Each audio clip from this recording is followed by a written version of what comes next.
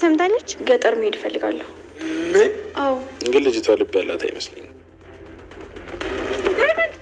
ኪንጎን ይበልጣኔ እንዲያውቀኝ አድርጎታል። እሱማ እንጂ እንደዚህ እየተደበቁ ማደር ትንሽ አይቀፍሽም? እንደውም በቃ ብቻዬን መሆን ፈልገውታል። ብቻ በዳይመንድ እየቀና ባልሆነ። ቆይ ምን ፈልጉ? እኔን ትጠይቀኛለህ እንዴ? እቤቱ ድረስ የሚያስኬድ ምን ጉዳይ አለሽ? ቆይ እዚህ ቤት እንዳደርሽ እንዳመጭ አልተባልሽም ነበር? ዳይመንድ የማይሰሩት እሱን ያላቅም ደል እነሱ ልጆች ማውራት ይኖርብናል።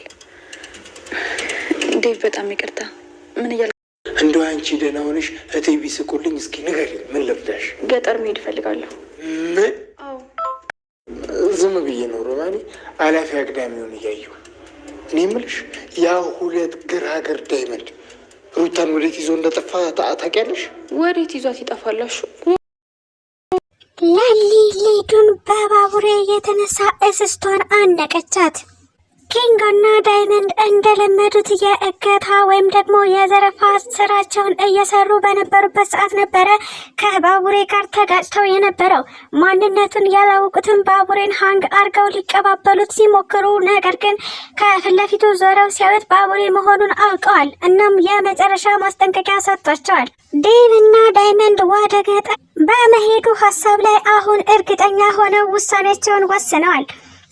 ይህንን እየሰማቸው ሩታም አብሬ እሄዳለሁ፣ እኔም ለእኔ ጥሩ ነው፣ ሪፍሬሽ አረጋለሁ፣ ማለትም በደንብ ተዝናንቼ እመጣለሁ፣ ከቀን ቀን ተመሳሳይ ውሎ ሰልችቶኛል በማለት ነበረ የፍቃድ ጥያቄ ጠይቃ የነበረው። ማሚም ሩታን አንቺን የሚያስደስትሽ ከሆነ መሄድ ትችያለሽ ስትል ፈቅዳላታለች። ሰላም ሰላም፣ ውድና የተከበራችሁ የኢትዮጵያ ቤተሰቦቼ እንዴት ናችሁ? ደህና ናችሁ? እኔ እግዚአብሔር ይመስገን በጣም ደህና ነኝ። በያላችሁበት ሰላማችሁ ይብዛልኝ እያልኩኝ እንኳን ወደዚህ ቻናል በሰላም መጣችሁ። ለቻናሉ ደግሞ አዲስ ከሆናችሁ ላይክ፣ ሼር፣ ሰብስክራይብ በማድረግ ቤተሰብ ሁኑ። እንዲሁም ደግሞ ሀሳብ አስተያየትም ካላችሁ ኮሜንት ላይ አሳውቁ። ለዛሬ ደግሞ ሰራተኛዋ አደይ ፊልምን ክፍል 147 ይዤላችሁ መጥቻለሁ። እስከ ቪዲዮ ፍጻሜ አብራችሁን ቆዩ። አደይ እንግዲህ የባለፈው ክፍል ላይ እንዳየነው ለማሚ ሁሉንም ነገር አሳውቀዋት፣ እናም ደግሞ እሷም እጅግ በጣም ደስተኛ ሆና ፍቅር ደግሞ የሌለ ድብርት ውስጥ ገብታ አይተን ነበረ። ዳይመንድና ኪንጎም እንደለመዱት አገኘን ብለው ሊበሉ ባቡሬን ሊያግቱት እንደነበረ አይተናል። ነገር ግን ባቡሬ መሆኑን አላወቁም ነበረ። ዛሬ ደግሞ እንግዲህ ባቡሬ መሆኑን ሲያውቁ እሱም ደግሞ ከአጠገቤ ጥፉ በማለት አባሯቸው ነበረ። እንዴት እንደዚህ አይነት ስራ ትሰራላችሁ? ትተናል አላላችሁም ነበረ ሲል ነበር እንግዲህ ባቡሬ ከአጠገቡ ያባረራቸው። ፍቅርም በዲቭና በአደይ የጋብቻ እቅድ እጅግ በጣም ተናዳ ትገኛለች። እናም አሁን ላይ ለማቃጠር አንድ እርምጃ መጓዝ አለብኝ በማለት ነበረ እንግዲህ አሹ ወደ ገጠር ትወስደኛለህ፣ እናም የአደይን እናት ማውራት አለብኝ ስትል ለአሹ ጥያቄ ያቀረበችለት። ነገር ግን አሹ የአደይን ሕይወት ልትበጠበጥ እንደሆነ ስለገባው በፍጹም አላደርገውም፣ አንቺ እዛ ሄደሽ ለአደይ እናት ምን ልታያት ነው ሲል ነበረ የጠየቃት። ፍቅርም እንግዲህ እማዬ ከምትከፍልህ በላይ እጥፍ አድርጌ እከፍልሃለሁ ብትለውም፣ ነገር ግን አሹ ኬት አምጥተሽ ነው የምትከፊኝ? አንቺ ለራስሽ ኮቾሮ ለቃቃሚ ማለትም ተማሪ መሆንሽን እረሳሽ ወይ ሲል ነበረ ቀልቧን ብሎ ያባረራት። አደይም የዴቭ ወደ ገጠር መሄድ ደስ ባይላትም ነገር ግን በጣም ስላስቸገራት እናም በተደጋጋሚ ስለጨቀጨቃት እንዲሄድ ፈቅዳለታለች። ማለትም ከዳይመንድ ጋርም ስለሆነ ያን ያክል ችግር የለውም ብላ አስባ እንዲሄድ ፈቅዳለታለች። እና ዳይመንድና ዴቭም አሁን ላይ ለመሄድ ውሳኔያቸውን ወስነው ይገኛሉ። ማዘሯም እንግዲህ ቅምጥልን ምነው ዛሬ ደግሞ ጓደኛሽ አልመጣም ስትል ጠይቃት ነበረ። ቅምጥልም ማዘሯ ገና መንጋቱ አይደል እንዴ ይመጣል፣ ካልመጣ ደግሞ እኔ ወደሱ እሄዳለሁ ስትል ነበረ የመለሰችላት። እንግዲህ ማዘሯ የእናትነት ምክሯን ጀባ ብላታለች። እሱም ምንድነው አንቺ ወደሱ መሄድ የለብሽም፣ በፍጹም እሱ ፈልጎች ሲመጣ ነው ጥሩ፣ ስለዚህ አንቺ ወደሱ አትሂጂ፣ እሱ ወደ አንቺ ይምጣ፣ እናም ጊዜ ሰተሽ ጠብቂው ስትል ነበረ የመከረቻት። ቅምጥልም እኔ ከወደድኩት ምን ችግር አለው ወደሱ መሄድ ብላ ብትጠይቃትም ማዘሯ ግን በፍጹም አይሆንም፣ ወንድ ልጅ ወደ ሴት ልጅ ይሄዳል እንጂ ሴት ልጅ ወንድ ልጅ ፈልጋ በፍጹም መሄድ የለባትም፣ ይንቅሻል ልጄ እባክሽ ኮራ በይበት ስትል ነበረ እንግዲህ የእናትነት ምክሯን የለገሰቻት።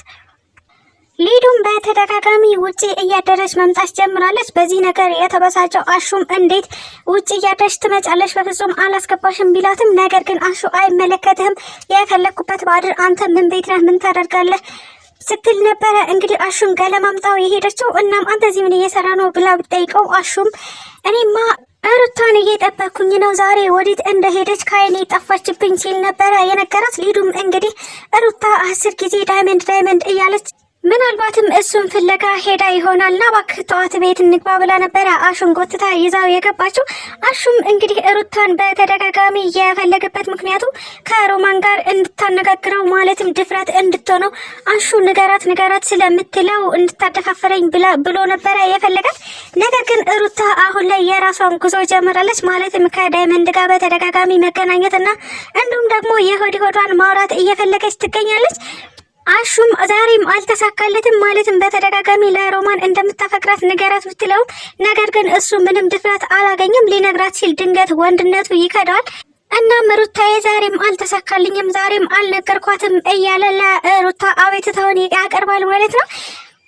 ለሊና ባቡሬም አሁን ላይ እንደ ባልና ሚስት መጨቃጨቅ ጀምረዋል። እሱም ምንድነው ለሊ እንግዲህ በሆነ ባልሆነው እየተነሳች ባቡሬ ላይ ጓ ማለት ጀምራለች።